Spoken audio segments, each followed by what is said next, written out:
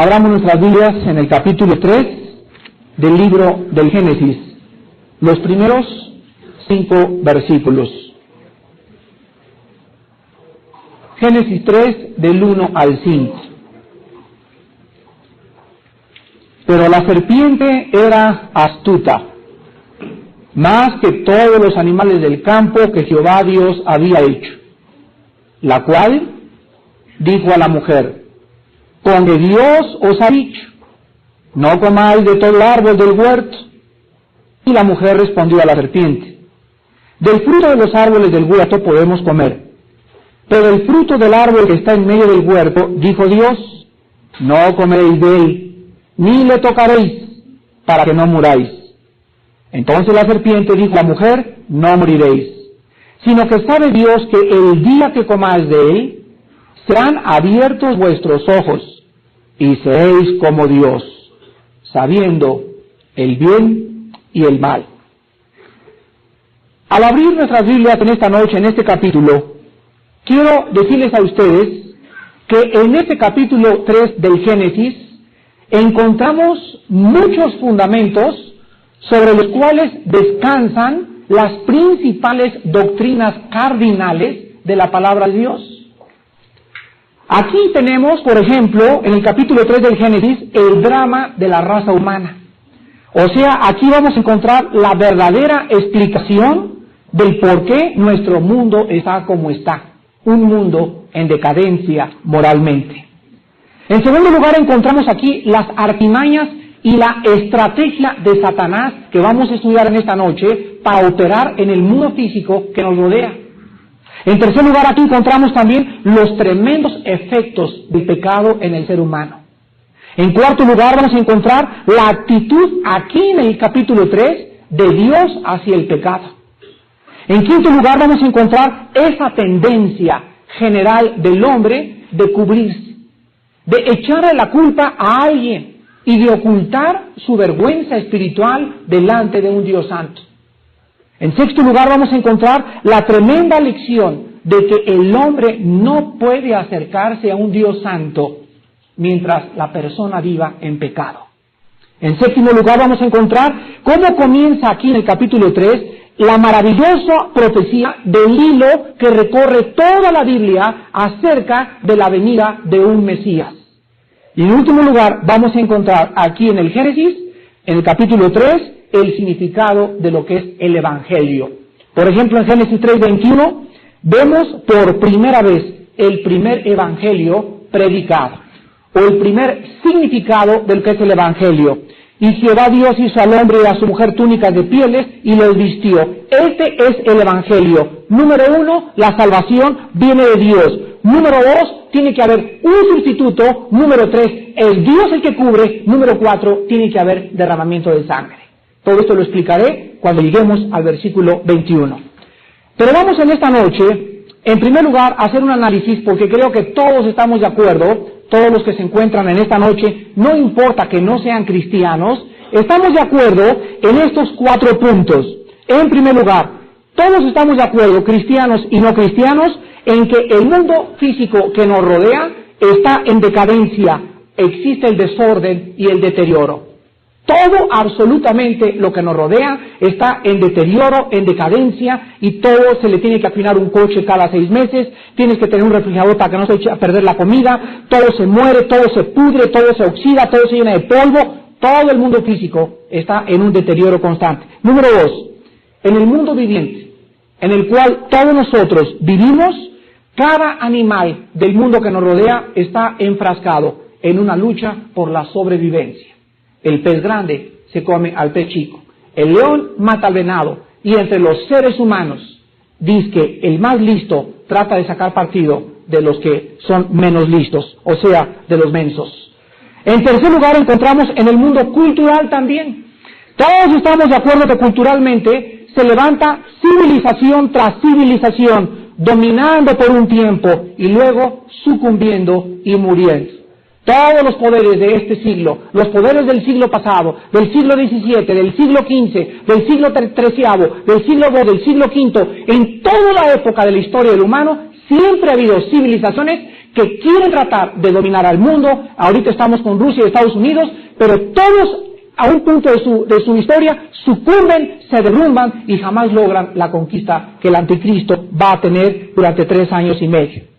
Y en último lugar, todos estamos de acuerdo también que en el mundo moral y espiritual que nos rodea, cada vez es más fácil que las personas hagan el mal y es más difícil que las personas hagan el bien.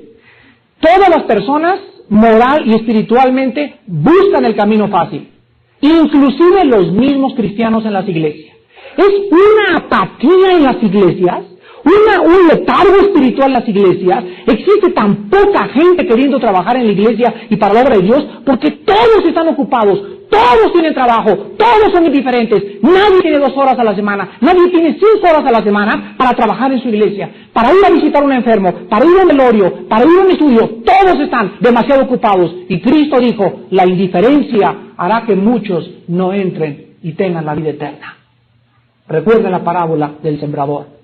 Los afanes del siglo, las riquezas y las codicias necias y engañosas entran y ahogan la palabra. Y muchos de ustedes nunca fueron salvos. Siempre estuvieron demasiado ocupados para Dios. Vivimos una época donde los jóvenes a nuestro alrededor están buscando el camino fácil y tratan por naturaleza evadir el difícil y el camino angosto. Entonces, cultural, moral, física y biológicamente, el mundo que nos rodea está en decadencia. ¿En dónde ha tenido todo esto su origen? Bueno, si no tuviéramos el capítulo 3 del Génesis, no podría en esta noche yo, ni ninguna persona, ningún gurú, ningún líder espiritual o falso, podría contestarles a ustedes, ¿cuál es el origen de aquello que Shakespeare llamaba el defecto trágico? Marx, el problema lo atribuye a la clase burguesa, a la lucha de clases. Los psicólogos le dicen que es el medio ambiente, la Biblia le dice pecado. Aquí encontramos en el capítulo 3 del Génesis el problema del ser humano. Y vamos a comenzar leyendo en el versículo 1.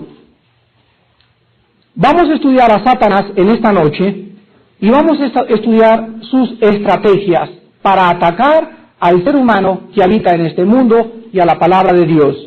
Dice la Biblia en el versículo 1 que la serpiente era astuta más que todos los animales del campo que Jehová Dios había hecho, la cual dijo a la mujer, con que Dios os ha dicho, no comáis de todo árbol del huerto.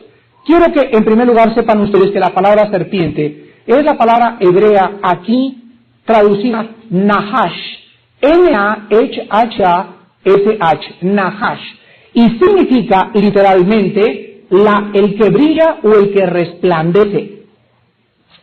En segundo lugar, quiero decirles a ustedes que la serpiente aquí en el versículo 1 no era el animal que conocemos ahorita.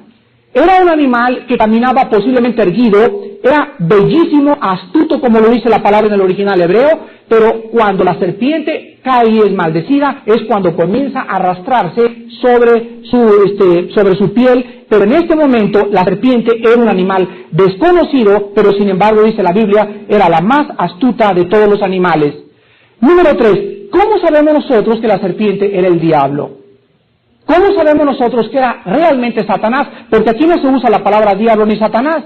Bueno, vean ustedes Apocalipsis capítulo 12, versículo 9, y dejemos que la Biblia interprete a la Biblia. Y vamos a ver que el diablo se le conoce también con el nombre de la serpiente. Apocalipsis 12. Versículo 9. Y fue lanzado fuera el gran dragón. ¿Qué dice? La serpiente antigua, que se llama Diablo y Satanás, el cual engaña al mundo entero. Engaña al mundo entero. Fue arrojado a la tierra y sus ángeles fueron arrojados con él. Aquí se le llama de 4 maneras: dragón, la serpiente, el diablo y Satanás. 5, y el engañador. Pero aquí encontramos, pues, que el diablo es esa serpiente. Vean ahora Apocalipsis capítulo 20. Apocalipsis 20, versículo 2. Otra vez. Y prendió al dragón, la serpiente antigua, que es el diablo y Satanás, y lo ató por 1000 años.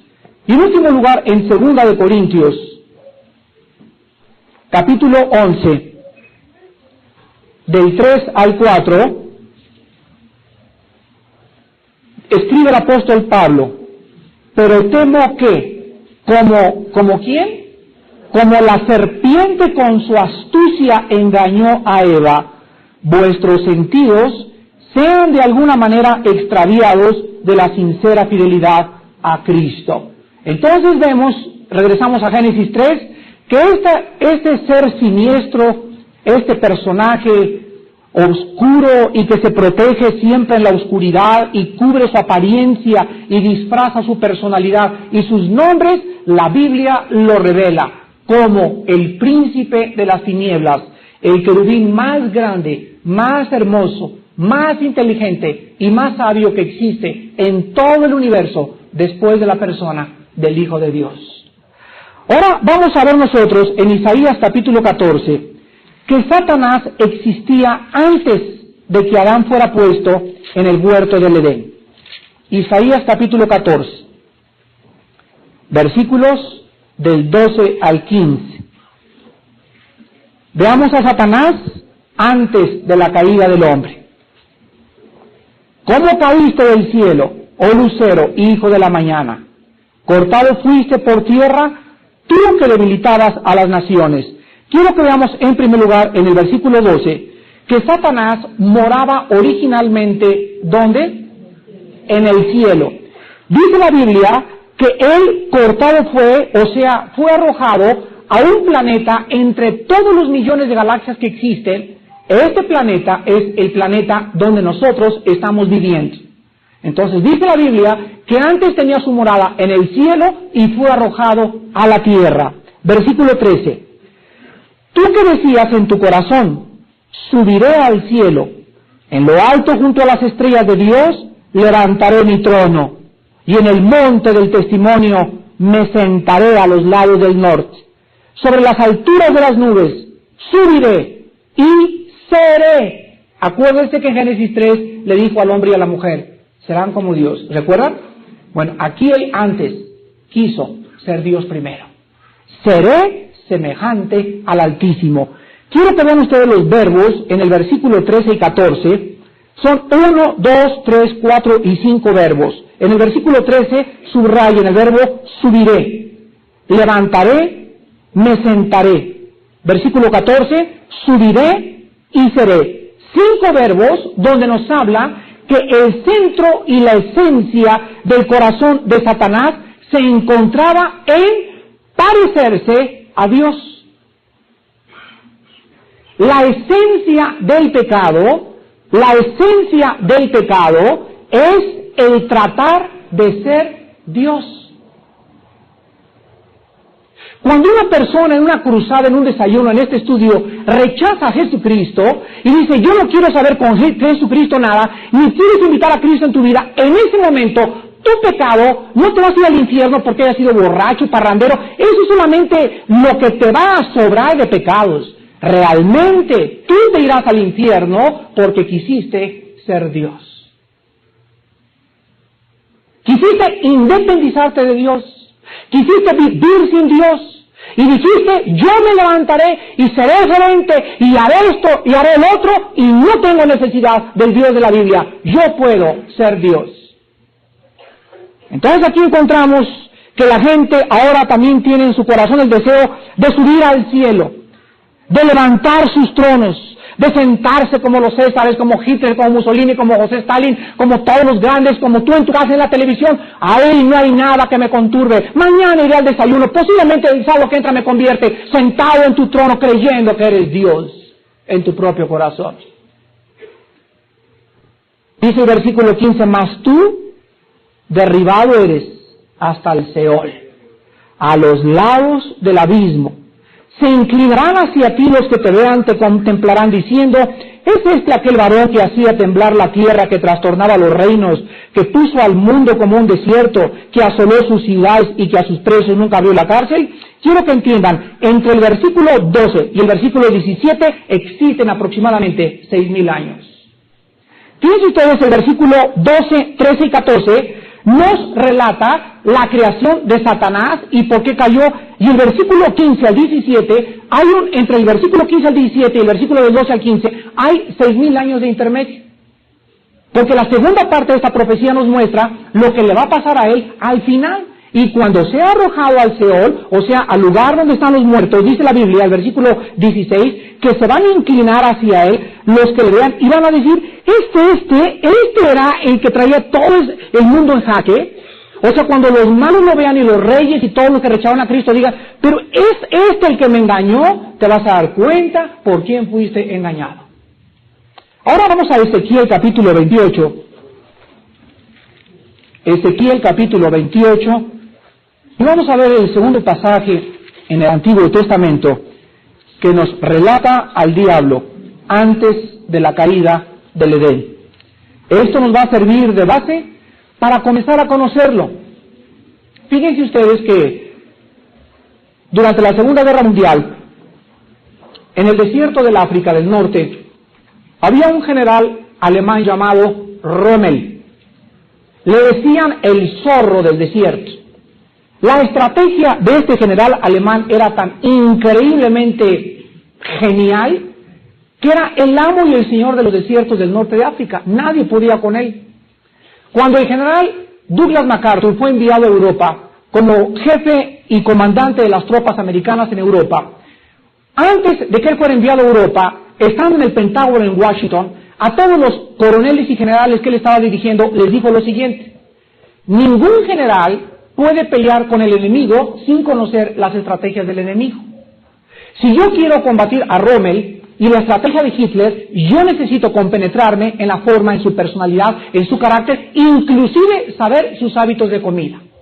Entonces, cuando MacArthur, antes de que desembarcaran las tropas inglesas aliadas con Estados Unidos en el famoso día D en Normandía, comenzaron todos a ver películas y exactamente comenzaron a investigar el momento donde iban a aterrizar los paracaídas, cómo estaban las colinas, cómo atacaba Rommel, cómo atacaba los alemanes, etcétera, etcétera. Pero durante aproximadamente 6 meses MacArthur no se despegó más que al estar estudiando las vidas de sus enemigos.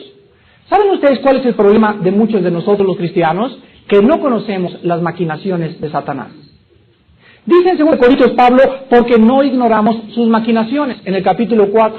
Esta palabra maquinaciones, en el original griego significa maneras de pensar. Dice Pablo, porque no ignoramos cómo piensa él, pero los cristianos viven vidas que a veces me pregunto yo si realmente creen que existe Satanás. Porque el mayor error es menospreciar al enemigo. Y cuando tú menosprecias y crees que tu enemigo no vale la pena ni siquiera de estudiar ni cómo trabaja, y puedes levantarte sin orar, puedes levantarte sin leer la Biblia, no puedes vivir en pecado. Cuando tú comienzas a menospreciar a tu enemigo, el enemigo te va a atacar, porque como león rugiente está esperando a quien devorar. Entonces vamos a seguir estudiando a nuestro enemigo antes de comprender sus ataques. Y en Ezequiel 28 se nos revela del versículo 14 al 18, otra área de Satanás. Tú, querubín grande. Aprendemos en cuarto lugar en esta noche que Satanás pertenecía al rango de los querubines. No era un ángel, era un querubín. No era un serafín, era un querubín. No era una criatura viviente, era un querubín. La palabra sheruf, en el hebreo querubín, que significa también el que brilla o el que resplandece. Tú, querubín grande, ¿protector de quién? Satanás estaba encargado en el cielo de la protección de todos los ángeles que existían. Él era el general en jefe de todos los ángeles del universo. Él era el querubín protector. Dice la Biblia, yo te puse en el santo monte de Dios. Allí estuviste, en medio de las piedras de fuego te paseabas. Vemos que el huerto o el lugar donde Satanás habitaba no era un huerto con vegetación. No se menciona jamás la vegetación, sino que se mencionan minerales y música. Minerales y música. Continuemos leyendo. Versículo 15. Perfecto eras. Esta palabra en el original hebreo significa sin absolutamente ningún defecto. perfecto eras en todos tus caminos desde el día que fuiste creado. El diablo no es Dios. Él fue creado. Él fue una criatura creada por el único ser independiente que existe, que es el Dios del cielo. Y como ser creado, Él le debía sumisión a aquel que nos creó. No nos creamos nosotros a nosotros mismos, somos ovejas de su prado. Él nos creó a nosotros y no a nosotros. Entonces, si alguien está arriba de ti, ¿por qué no quieres doblar tu rodilla ante el Ser Supremo del universo? Dice en el versículo 15, hasta que se halló en ti maldad. A causa de la multitud de tus contrataciones, fuiste lleno de iniquidad. La palabra contrataciones en el original hebreo significa comercio. Comercio. Y solamente quiero que ustedes recuerden esto, para que si llegas a tu casa, pongas el cassette de Apocalipsis 18, Babilonia la comercial. ¿Se acuerda? ¿En qué va a acabar el mundo? ¿Qué es y por dónde penetra Satanás a nosotros? Por los deseos de los ojos. ¿Y cómo comienza a atraernos?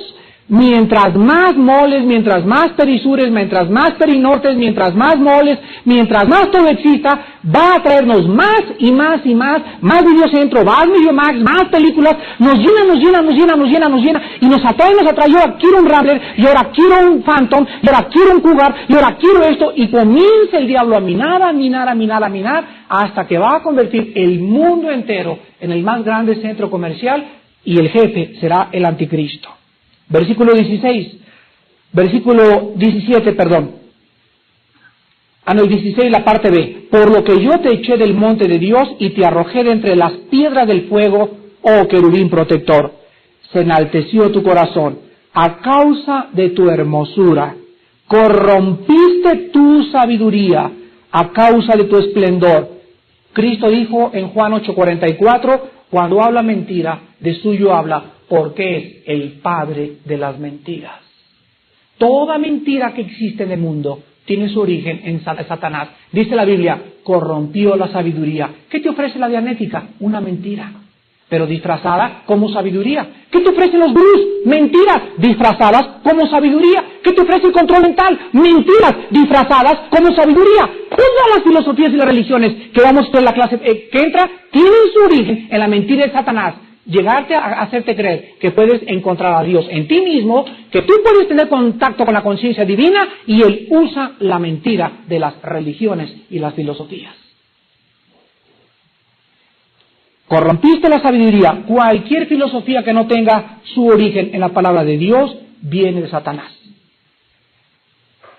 En último lugar dice el versículo 18, con la multitud de tus maldades y con la iniquidad de tus contrataciones, profanaste tu santuario. Yo pues saqué fuego de en medio de ti, el cual te consumió y te puse en ceniza sobre la tierra a los ojos de todos los que te miran. Todos los que te conocieron de entre los pueblos se maravillarán sobre ti, espanto serás y para siempre dejarás de ser. Regresamos al Génesis. Y no quiero detenerme haciendo un análisis más exegético de este pasaje de Ezequiel, pero quiero mostrarles a ustedes algo absolutamente increíble. Quiero que vean en primer lugar que Satanás existía, número 1, antes de Adán. Número 2, su morada era el cielo. Número 3, fue arrojado a la tierra. Número 4, moraba entre minerales y música. No había vegetación en el lugar donde él estaba. Y quiero que vean ustedes en Génesis capítulo 49 que la palabra Nahash, que se usó en Génesis 3:1, serpiente, repito, se usa 2 veces en la Biblia. O sea, en total se usa 3 veces. Vuelvo a repetir. La palabra serpiente de Génesis 3:1 se usa 2 veces más en la Biblia.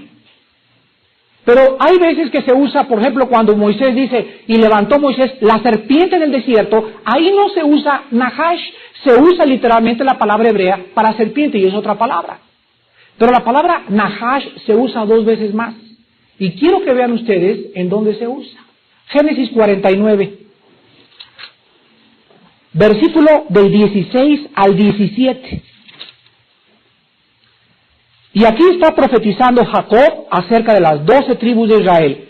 Y vean lo que dice de la tribu, ¿de quién? De Dan. Escuchen, Dan juzgará a su pueblo como una de las tribus de Israel. Será Dan serpiente junto al camino, víbora junto a la senda que muerde los talones del caballo. ¿Saben ustedes que de acuerdo a esta profecía, el anticristo descenderá de la tribu de Dan?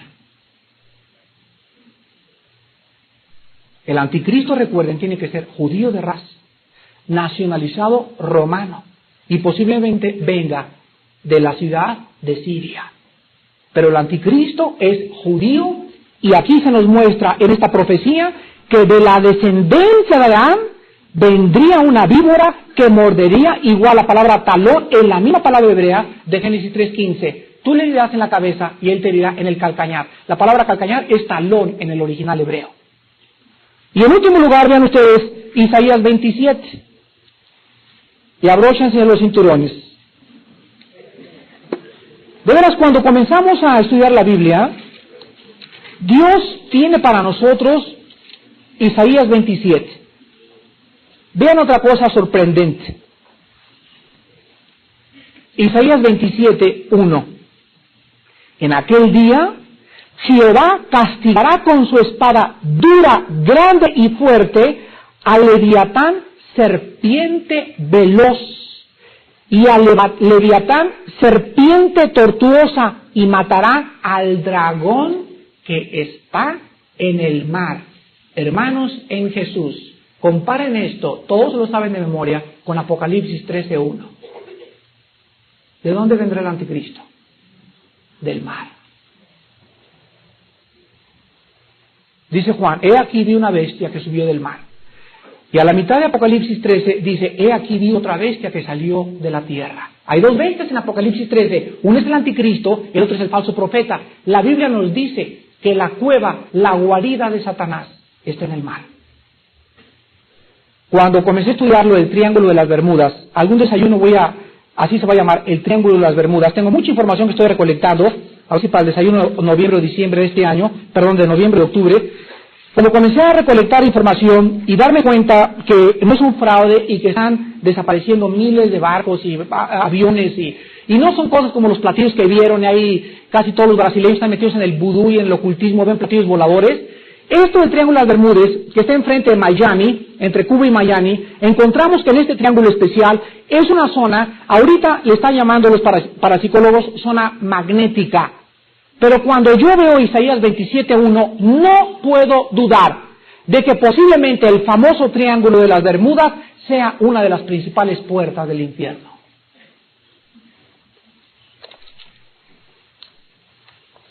No es entonces de dudar por qué en Isaías 27:1 no hay nadie en toda la Biblia a quien Dios llame serpiente leviatán, serpiente tortuosa, más que a Satanás. Y la Biblia lo dice, no lo dije yo. No digan, el hermano Altísimo dijo que vivía en Cancún el diablo.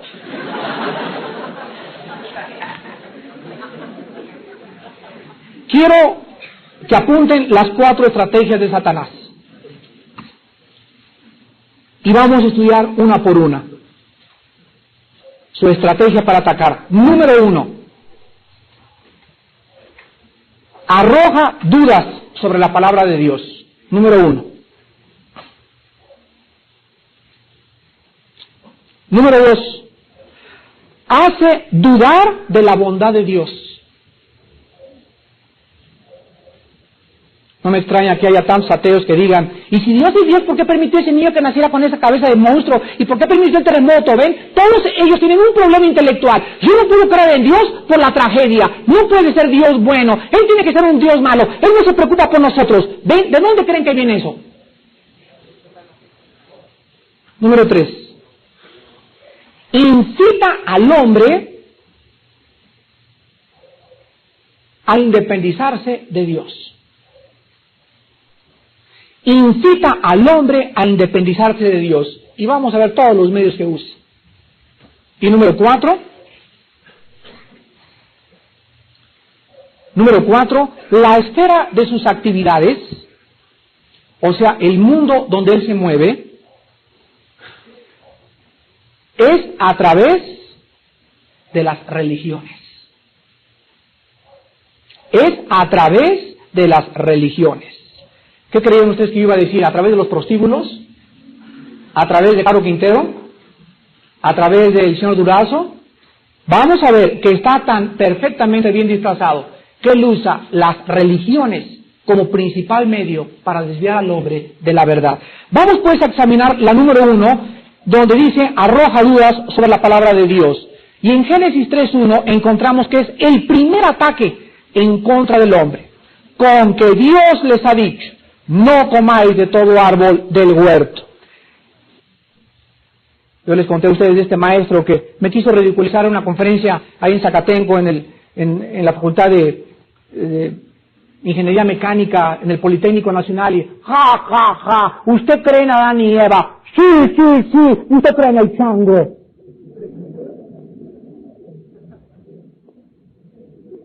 Cualquier intento que niegue la inspiración de la Biblia y cualquier ataque que la Biblia tenga o que haya recibido a través de todos los siglos tiene su origen en Satanás. Escuchen esto, cuando yo soy adúltero, cuando yo soy ladrón, cuando yo soy borracho, cuando yo soy drogadicto, no tiene su origen en Satanás, dice Santiago, porque cada uno es tentado, cuando viene Satanás y lo empuja, dice, no, dice Santiago, cuando cada quien de sus propias concupiscencias somos atraídos y seducidos. Y en Marcos Cristo enseñó, porque del corazón, no de Satanás, salen los malos pensamientos, no le digas, diablo, tampoco me pusiste en la cabeza, salen los adulterios, las borracheras, las orgías, esto viene de nosotros, y él las usa, pero el origen de Satanás es otro, y lo estamos estudiando para que aprendamos a dividirlo. Pero cualquier ataque a la Biblia tiene su origen en Satanás. Vean ustedes en 1 Timoteo 4:1, en el Nuevo Testamento, de qué manera se profetiza que estos ataques contra la Biblia se van a multiplicar. Y vean ustedes cómo ataca Satanás a la Biblia. No crean ustedes que Satanás se aparece en esta noche y, no, pues usted no es cierto lo que está diciendo, ¿verdad? O se aparece en el canal 2 y le dice ahí al señor locutor, no es cierto, son mentiras. Bueno, Satanás tiene que usar gente, ¿no es verdad? Y la gente, él nos aparece y dice, no es cierto, la palabra de Dios no es verdad, porque nadie se lo creería, no. Él usa falsos profetas. Él usa falsos maestros. Él usa gurús. Él usa iluminados. Él usa gente que dice, yo soy el Mesías, yo traigo la verdad, yo esta es la verdadera filosofía, como Ron Hubbard, el fundador de la genética. 1 Timoteo 4:1, el Espíritu dice claramente, o sea, no hay duda, de que en los postreros tiempos algunos apostatarán de la fe, escuchando a espíritus engañadores y a doctrinas de demonios. Hermanos, quiero que noten la palabra apostatar, porque significa desviarse del camino, salirse de la verdad, abandonar la verdad. Recuerden, los apóstatas nunca fueron salvos. Son los perros que regresan a su vómito, son las puercas que regresan a revolcarse en el lodo, y regresan a su vómito porque su naturaleza nunca fue cambiada. El perro regresa a comerse su vómito porque para que deje de tragarse su vómito tiene que hacerse gato, o chango, o jirafa, pero regresa a comerse su vómito porque sigue siendo perro. ¿De dónde qué? Salieron de nosotros, pero no eran de nosotros, porque si hubieran sido de nosotros, hubieran permanecido con nosotros. La puerca regresa a lavarse al lodo, porque así usa la naturaleza del puerco es vivir en el lodo. Y para que la puerca ya no se moje en el lodo, y para que se meta a una piscina o se vaya a la playa a solearse, la puerca tiene que ser cambiada. Pero mientras sea puerca, siempre vivirá en el lodo. Entonces vemos aquí que la apostasía va a aumentar. Ahora, ¿quiénes son los apóstatas? Recuerden siempre lo siguiente. Los apóstatas son personas descritas en el libro de los Hebreos, que oyeron, fueron iluminados, gustaron de la palabra de Dios, gustaron de las glorias venideras, supieron y dijeron, de veras es Cristo, etcétera, etcétera. Pero nunca se decidieron de corazón, ni se convirtieron, ni le entregaron su vida a Dios. Fueron indiferentes y tanto oyeron que se endurecieron. Tanto oyeron es endurecer. Y por eso me da tanto miedo con tanto de ustedes. ¿A cuántos estudios han asistido? ¿Y cuántos de ustedes después de 1 año, 6 meses de estar escuchando cada lunes, cada domingo, cada miércoles la palabra de Dios, cuántos de ustedes sinceramente están viviendo la palabra? ¿Cuántos de ustedes son más santos cada vez? ¿Cuántos de ustedes son más puros cada vez? ¿Cuántos de ustedes tienen más determinación de apartarse más y más del pecado? Mientras más tarde su decisión, más te endureces y algún día vas a apostatar. Por eso dice, cuando oigas su voz no endurezcas tu corazón. Van a apostatar de la fe, y dice la Biblia, ¿cómo? Escuchando a espíritus engañadores. O sea que los espíritus pueden hablarle a una persona como el que se levantó el otro día y dijo que iba a temblar y que un sueño que el arcángel Gabriel se le había aparecido. Se pueden acercar con Ron Hubbard y decirle, mira, comienza a crear una ciencia. Y comenzó Ron Hubbard, sí, ¿cómo se llama? Ponle dianética, después ponle cientología, después dile que es la ciencia de la salud mental, etcétera, etcétera, etcétera. Pero Ron Hubbard, dice el gobierno americano, el gobierno inglés, tenía 3 esposas, tenía 17 amantes. Fue perseguido por el FBI por fraude y murió en un barco, escapándose del fisco que lo perseguía. Este fue aquel que dijo, síganme, yo les daré la salud mental. Era la persona más corrompida moralmente que pueda haber. Pero ¿cuántos miles de amigos de ustedes van a los centros de dianética a oír la mentira del diablo? Y dice aquí que son doctrinas de demonios.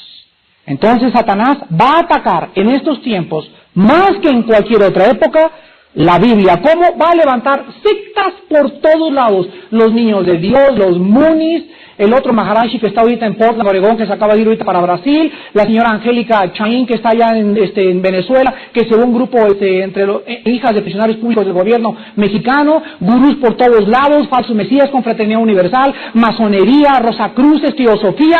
Todas estas personas viven y creen la mentira, la filosofía de Satanás. Ahora ven ustedes también en capítulo 6 de Timoteo, 1 Timoteo 6, del 3 al 5, que en vista de esto, Pablo le dice a Timoteo, 1 Timoteo 6, del 3 al 5, si alguno enseña otra cosa, y no se conforma a las sanas palabras de nuestro Señor Jesucristo y a la doctrina que es conforme a la piedad, número 1, está envanecido. El otro día llega un hermano y me dice, oye hermano, ¿supiste? Leíste una revista muy interesante de que descubrieron que el diluvio no fue en toda la tierra. Y le digo, ¿a quién le crees? ¿A muy interesante o a la palabra de Dios? ¿Sabes cuál es el origen, le dije, de la persona que escribió ese artículo? El envanecimiento. ¿Y sabes por qué? Porque se vende como pólvora por todos lados. Y así se vendió el origen de las especies de Carlos Darwin. Salió al público, alguien dijo que veníamos del chango, y todos fueron a comprarlo creyendo que veníamos del chango, y nunca nadie lo comprobó, así como no han comprobado que no solamente llovió en América. Es la mentira porque la geología comprueba, y también la arqueología, que el diluvio fue universal. Pero el artículo se vende porque trae una nueva verdad. Envanecidos. Número 2, nada sabe. Bueno, es increíble, ¿no? Entrar al Museo de Antropología enfrente del Auditorio Nacional y con tus hijos de primaria y los vestidos de las escuelas primarias, con todos los niñitos de 5 o 30 años de edad, y entras al Museo de Antropología y ven los niñitos un renacuajo, después otro protozoario, después va creciendo y al último pone al ser humano. Y los niñitos chiquitos que son impresionados con cualquier cosa, y en su casa que el papá ni siquiera les da la Biblia, ni los devocionales, comienzan y llegan toda la secundaria y toda la primaria creyendo que venimos del chango. Se comienzan a portar como changos y no regresan a la iglesia. Ay, hermanas, instruye al niño en su camino, y aun cuando fuere viejo, no se apartará de él. Escuchen esto. Cuando ustedes que tienen niños de 4 o 5 años que ya van al kinder y a la secundaria, perdón, a la primaria, primero primaria, segundo primaria, y ya los comienzan a llevar a los museos, si tú no les inyectas la palabra de Dios y no oras con ellos, te los va a arrastrar la mentira de Satanás. Y cuando tú los instruyes en su camino, escúchame esto, van a comenzar a ser perseguidos desde la primaria. Bienaventurados cuando seas perseguidos por mi causa. Qué dicha que tengas hijos de 5 o 6 años de edad que vienen llorando. Mamá, mi hijo, todos me dijeron que era un tonto, que por qué creía yo en Dios y que veníamos del chango. Yo les dije que no era cierto, que son mentiras. Y comienza el niño de chiquito a crecer sabiendo que se tiene que enfrentar con un mundo que lo quiere hacer sufrir. Pero el niño comienza a tener convicciones y cuando llegue a grande nadie lo puede separar porque él sabe que la palabra es verdad. En tercer lugar, delira acerca de cuestiones y contiendas de palabras. La palabra aquí delirar es la palabra que se usa cuando una persona está fuera de su consciente, o sea, está inconsciente. Una persona que delira, por ejemplo, es una persona que tiene una temperatura de 40 grados o 41 grados. La temperatura afecta a tal grado tus meninges y tu cerebro que comienzas a ver cosas y papá, agárreme, y no es nada, estás en un mundo irreal. Una persona que está borracha, dicen que ve sapos y que ve el delirium tremens, le llaman a las personas alcohólicas, eso se llama delirar también. Pues la Biblia dice que estos profetas, Ron Hubbard y gurús y todos, están delirando, están locos de remate. Y todos los que los oyen están, igual que ellos, deliran, no saben lo que dicen. Y dice la Biblia en qué deliran, están delirando en cuestiones y contiendas de palabras, de las cuales nacen envidias, pleitos, blasfemias, malas sospechas, disputas necias de hombres corruptos de entendimiento, privados de la verdad. O sea, no conocen la Biblia, que toman la piedad como fuente de ganancia. Apártate de los tales. Vemos pues nosotros ahora en 2 de Timoteo, capítulo 4, que por estas razones, por el ataque tan grande que se viene contra nosotros, contra la Biblia, contra las conferencias, contra los desayunos, contra los cristianos, antes de leer el 2 de Timoteo capítulo 4, del 1 al 4, les recuerdo, fue la última carta de Pablo. Pablo, el guerrero de Dios, el león de Dios, ese hombre que en la cárcel en Filipos, ese hombre que aquí en su segundo encarcelamiento estaba listo, dice, listo para ser echado a los leones. Yo no estoy listo, dice Pablo. Y ahí desde la cárcel le pide que les manden un capote, tenía frío, estaba solo, lo habían abandonado los hermanos, amaron el mundo los que lo seguían, se quedó solo en esa prisión y de la prisión no se sabe si le cortaron la cabeza o lo echaron al circo romano, pero estas son las últimas palabras, ahí en el frío de toda la prisión Pablo y guiado por el Espíritu Santo, vean el significado tan profundo de lo que le dice a Timoteo, te encarezco delante de Dios y del Señor Jesucristo que juzgará a los vivos y a los muertos en su manifestación y en su reino, que prediques la palabra. Que instes a tiempo y fuera de tiempo, redarguye, reprende, exhorta con toda paciencia y doctrina, porque, escúchame Timoteo, escúchenme, cristianos del siglo XX, vendrá tiempo cuando no sufrirán la sana doctrina, sino que teniendo comezón de oír, se amontonarán así como abejas, maestros conforme a sus propias concupiscencias, y apartarán, ¿qué cosa? Ahí está la apostasía. Y apartarán de la verdad el oído, y se volverán, ¿a qué? La evolución es una fábula. Los ovnis son una fábula. La dianética es una fábula. El control mental es una fábula. La palabra fábula aquí es la palabra griega mitos, de donde viene mito, de donde viene en el latín mentira o engaño. No tengan miedo, jóvenes, de reprender, exhortar a tiempo y fuera de tiempo. Estamos viviendo los tiempos donde los cristianos dicen, pues ya no voy a esa iglesia porque me regañó muy feo. No quieren la sana doctrina, no quieren ser regañados, quieren ir a ser entretenidos. Nunca han comprendido que la vida cristiana no es llegar y sentarte en el cine Apolo o en tu iglesia y ¡ay, qué bonito mensaje! Si habla bonito me quedo y si me regañan me voy. ¡Apóstatas! ¡Apóstatas! Y otros ni regresan siquiera. Ni regresan, ¿saben qué? No les extrañe el mes que entra oír que están con los mormones. O con la Iglesia Universal de Armstrong, que ya llegó a México, o están en el movimiento carismático y se están azotando al suelo viendo visiones y etcétera, etcétera, o ya tienen todos, están endemoniados y todos tienen espíritus de demonios. No les extrañe a estas personas que nunca quisieron estudiar sistemáticamente la Biblia, ni nunca se sometieron a sus pastores, el que ellos puedan acabar la carrera de la fe. Vendrá el tiempo en que teniendo comezón de oír, quieren oír cosas bonitas, ¿saben qué? Quieren dulces, paletas, chocolates, chocorroles, gancitos marinelos, pero no quieren como las personas maduras comer hígado, ni frutas, ni verduras. Siempre son niños. La Biblia, hermanos, es infalible. Quiero que anoten lo que significa la palabra infalible. Significa incapaz de engañar o desviar. Cuando nosotros decimos la infalible palabra de Dios, estamos diciendo que es incapaz. No existe nada en la Biblia que te pueda desviar del camino. Vean ustedes Proverbios capítulo 6. Proverbios capítulo 6, versículo 23. Vean lo que es la Biblia para un cristiano. Proverbios 6, 23.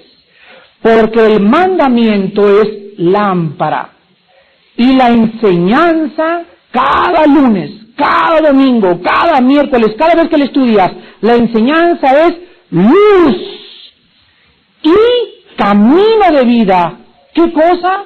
Los regaños, las reprensiones, las regañadas, las exhortaciones de tus pastores son camino de vida.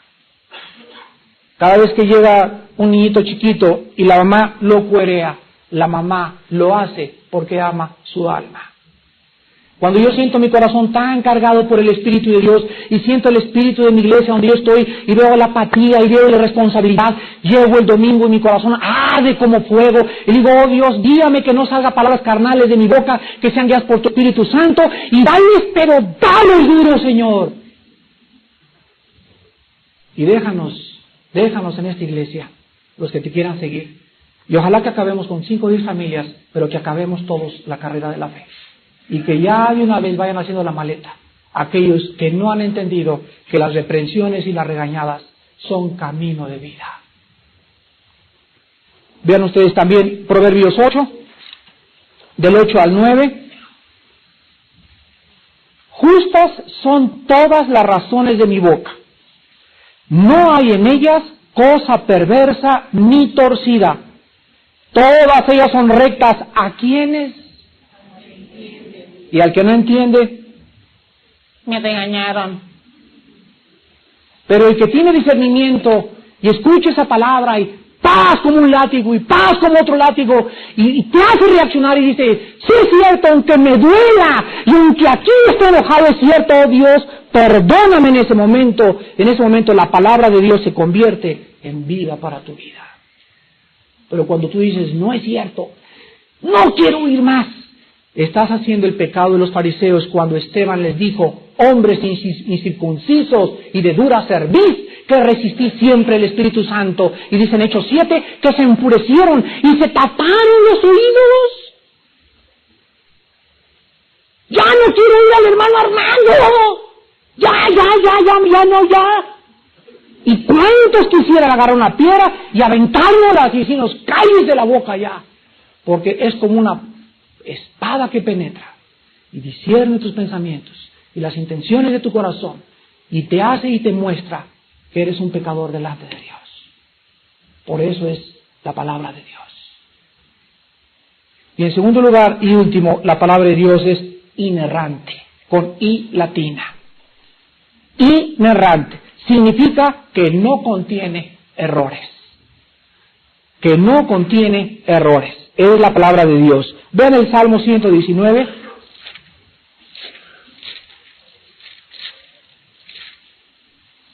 El Salmo 119, versículo 86a, o sea, la primera parte. Salmo 119, 86a. Todos tus mandamientos, ¿qué dice?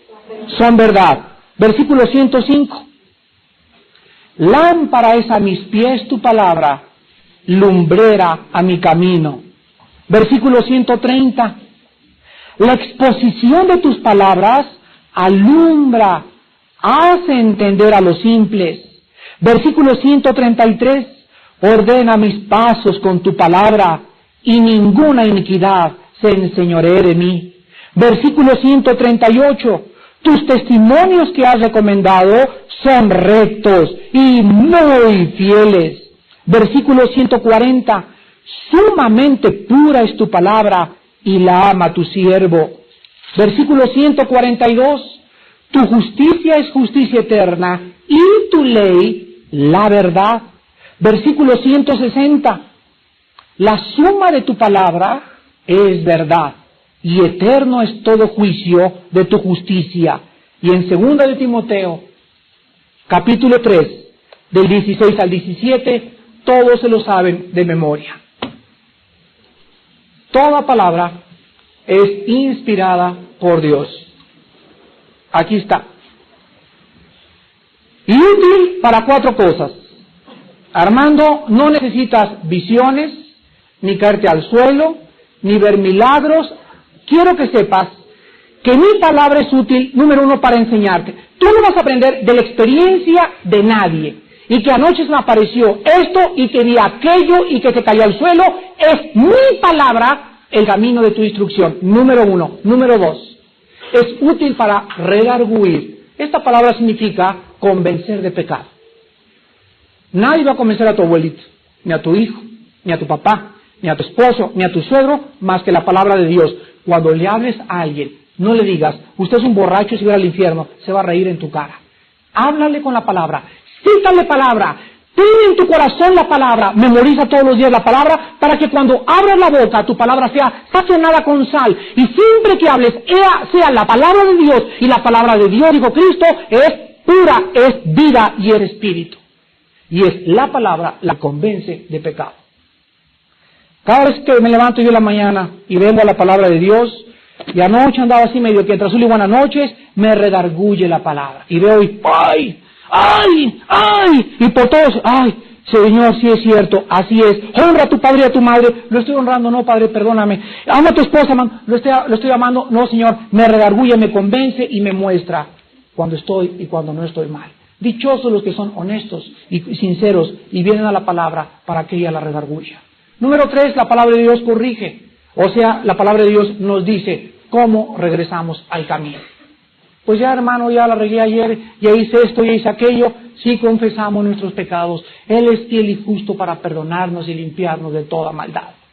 ¿Has pecado, hermano, que me escuchas? ¿Eres apático? La palabra ha penetrado en tu corazón en esta noche. Y mira, si tú en esta noche no te arrepientes, déjame decirte algo, te vas a endurecer. Y la semana que entra va a estar más duro. ¿Y sabes qué? Va a llegar el momento que va a pasar lo que le pasó al público de Ezequiel. Ezequiel llegaba y comenzaba a predicarles, y se amontonaba la gente, y lo oían, y llegó Ezequiel cansado y le dijo al Señor, Dios, ¿sabes qué, Jehová? Les encanta oírme, pero no quieren hacer lo que les digo. Va a llegar el momento en que te va a gustar más y más venir, y más venir, pero más y más difícil te será para ti obedecerla. En el seminario de matrimonios, la semana pasada, llegó una persona y me dijo, Armando, yo soy el primer ateo, que no soy ateo, desde que vamos a los desayunos. Hombre, ¿cuándo te convertiste? No me he convertido. Tengo 8 meses asistiendo a los desayunos. Y acarrea gente como ustedes no se imaginan. Pero esta persona no se ha convertido ni le ha entregado su vida a Cristo. ¿Saben qué está pasando? Que le encanta como Herodes oír. Hay miles de gentes que hoy me hablaron en la tarde que hay una persona que quiere traer quién sabe cuántas familias de Guadalajara para el desayuno dentro de 2 semanas, pero que no se ha convertido. Pero le encanta llevar gente. A Herodes le encantaba oír al Bautista y temblaba ante la palabra y a veces se le salían las lágrimas y le gustaba y decía, sí, pero nunca se convirtieron. ¿Eres tú uno de ellos? No te voy a pasar lo que al rey Agripa. Pablo, por poquito me convences. Así le faltó a Agripa, pero Agripa no se convirtió. ¿Cuántos de ustedes están así, ya, a lo mejor me convierto el sábado? Pero no es cierto. Si en esta noche no te conviertes, no creas que Dios te pueda dar otra oportunidad. Cuando oigas su voz, no te endurezcas. Ven a Cristo hoy que puedes. Oremos.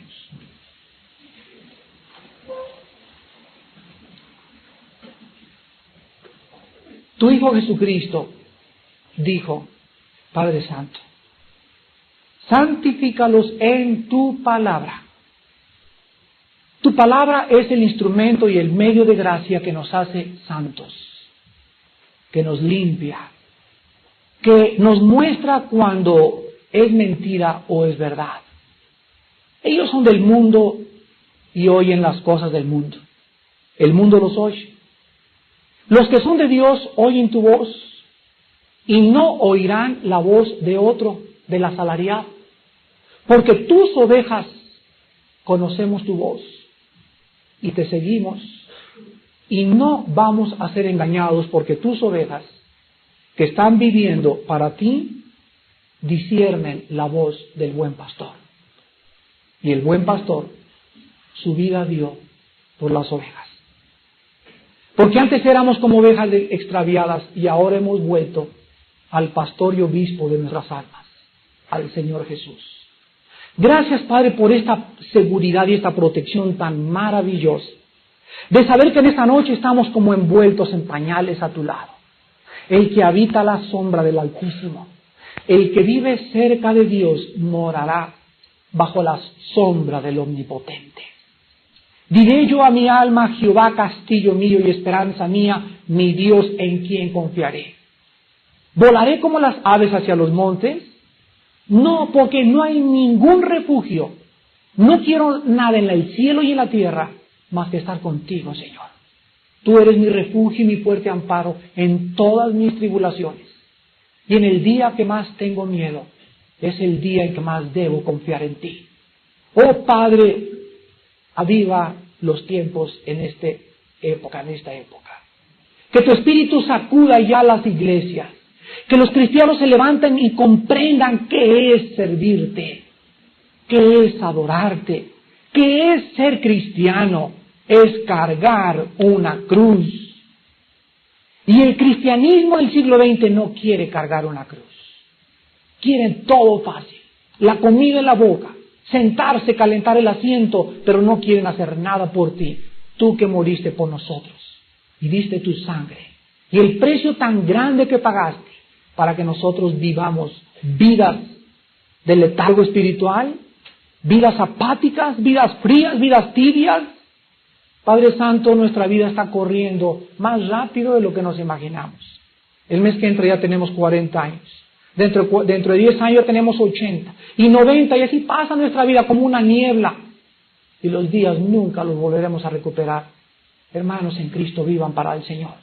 Inviertan sus talentos, su dinero, su tiempo, disipulen, exhorten, prediquen la palabra. No les importa la persecución, Él estará con nosotros todos los días de nuestra vida hasta el fin de los siglos.